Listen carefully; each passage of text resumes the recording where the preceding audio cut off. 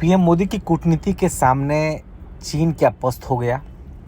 पस्त इसीलिए हुआ क्योंकि पिछले 2020 में गलवान में जो कुछ हुआ था, 20 भारतीय जवान शहीद हुए थे। उसके बाद जब रिटेलिएशन हुआ था उसी दौरान 40 के करीब चाइना के आर्मी मरे थे। उसके बाद इतनी बातचीत हुई, लेकिन अभी तक चीन पीछे हटने को तैयार नहीं था। लेकिन आज इसी पर बात करेंगे कि आखिर चीन क्यों झुका है, क्यों पीछे हुआ है। और मैं आपके साथ हूँ महादेव बमशंकर। आपको कैसा लगेगा वीडियो, आप कमेंट ज़रूर करिए इसमें, और चैनल को लाइक और सब्सक्राइब जरूर करिएगा। अब देखिए, सबसे पहली बात तो ये है कि दक्षिण एशिया के दो ताकतवर देश हैं, भारत और चीन। और आपने देखा कि किस तरीके से पीएम मोदी लगातार 10 साल ताकतवर प्रधानमंत्री के रूप में रहे। कई बार चीन ने झुकाने की कोशिश की, चाहे डोकलाम विवाद आप देखिए, गलवान हिंसा देखिए, लेकिन भारत की तरफ से खुलकर रिटेलिएशन हुआ।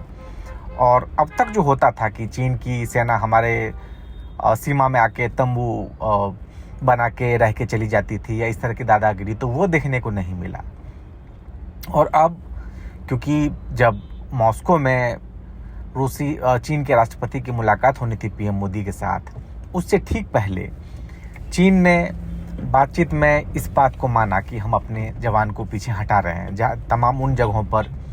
और साथ ही सिर्फ माना ही नहीं, पीछे हटने के बाद उन्होंने ये कहा कि 2020 से पहले जैसे भारतीय सेना हो या फिर चीन की सेना हो, जैसे वो लोग पेट्रोलिंग करते थे वैसे ही करेंगे। तो इसका मतलब चीन एक तरीके से झुका भारत के सामने, भारत की डिप्लोमेसी के सामने। अब सवाल उठ रहा है कि चीन ऐसा झुकने के लिए क्यों मजबूर हुआ है, क्योंकि वो देश जो अमेरिका को टक्कर दे रहा है सुपर पावर के तौर पर, उसके सामने खड़ा है एक तरीके से अमेरिका के टक्कर में, और वो भारत से अगर झुक रहा है उसके सामने, तो उसके कई मायने हैं। एक तो ये आप देखेंगे कि वर्ल्ड लेवल पर भारत की ताकत बढ़ी है। वो इस मायने में बढ़ी है कि एक भारत की पहचान पहले के मुकाबले अलग है। आज भारत डिप्लोमेसी के साथ इसकी पहचान मिली है। आप देख रहे होंगे कि यूक्रेन वॉर के दौरान लगातार जेलेंस्की कहते रहे कि भारत चाहेगा तो वॉर को रुकवा देगा। तो ये एक भारत की ताकत है। अमेरिका तक ने माना कि पीएम मोदी चाहेंगे तो पुतिन को समझा देंगे तो वॉर रुक जाएगा। आप अगर इजराइल वॉर में, आप याद होगा आपको कि इजराइल और हमास की जंग में लगातार कहा गया कि पीएम मोदी अगर बेंजामिन नेतन्याहू से अच्छी दोस्ती है, अगर पीएम मोदी समझा देंगे तो ये वॉर रुक जाएगा। तो ये आपको मानना पड़ेगा कि अंतर्राष्ट्रीय फोरम पर भारत का जो दबदबा है वो पहले के मुकाबले कहीं बढ़ा है। और दूसरा कि चीन अगर मन में कहीं ना कहीं अगर ये रहा होगा कि हम भारत को दबा देंगे, तो भारत ने दिखा दिया कि हम दबने वाले हैं नहीं।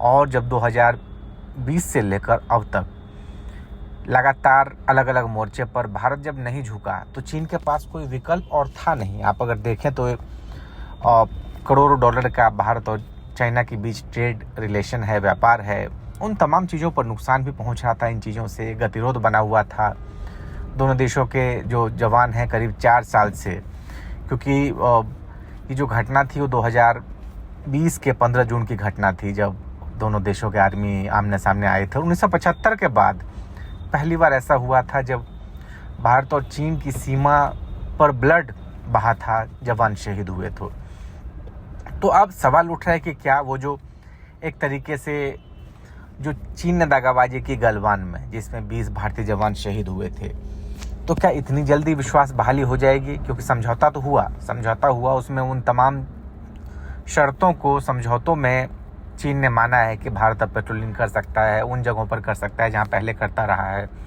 वो सारी चीज़ें। लेकिन 1975 के बाद पहली बार जब 2020 में जवान शहीद हुए, तो क्या अब इतनी जल्दी चीज़ें नॉर्मलाइज हो जाएगी? क्या भारत अब आंख बंद कर भरोसा कर लेगा? एक बार भरोसा नेहरू जी ने किया था जब उन्होंने नारा दिया था भारत चीनी भाई भाई, और उसके बाद हमने देखा था कि किस तरीके से जख्म मिला था, भारत के पीठ पर एक तरीके से खंजर भोंका गया था। दूसरी बार हमने देखा कि जब अटल बिहारी वाजपेयी ने एक नारा दिया था लाहौर चलो, जब उन्होंने बस चलवाई थी पाकिस्तान लाहौर, भारत लाहौर, नई दिल्ली लाहौर बस सेवा की शुरुआत हुई। उसके बाद हमने देखा कि पाकिस्तान ने खंजर घोंपा और करगिल वॉर का हमें सामना करना पड़ा। तो ऐसे लिए जब हम अपने दुश्मन पर भरोसा करते हैं, चाहे वो पाकिस्तान हो, चीन हो, तब ये भारत के साथ इसने दगाबाजी की है। तो अब एक तो भारत के डिप्लोमेसी के सामने चीन झुका है, तो उसके कई फैक्टर्स हैं। अब उसमें आप कह सकते हैं कि अलग अलग फैक्टर्स रहे हैं, क्योंकि आप देखें तो पुतिन लगातार कहते रहेंगे मोदी हमारे अच्छे दोस्त हैं। और मोदी क्यों, रूस और चीन का जो संबंध है वो आज का तो है नहीं भाई। आज भले ही लाख हम अमेरिका के साथ आज हमारी अच्छी दोस्ती हो, और एक तरीके से स्ट्रेटेजिकल अमेरिका सुपर पावर मान रहा है अपने आप को, और एक हमारी रणनीतिक दोस्ती है, वो अलग बात है। लेकिन चीन रूस हमें हमेशा हथियारों की सप्लाई करता रहा है, आपूर्ति करता रहा है।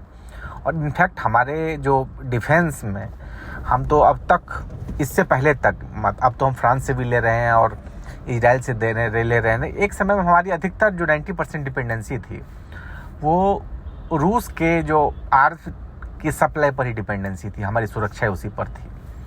तो इसीलिए, और इनफैक्ट देखिए कि डिप्लोमेसी ऐसी थी कि रूस ने कहा था कि हम पाकिस्तान को शस्त्र नहीं देंगे, हथियार नहीं देंगे, क्योंकि वो भारत के खिलाफ इस्तेमाल करेगा। तो ये एक भारत और रूस की दोस्ती है।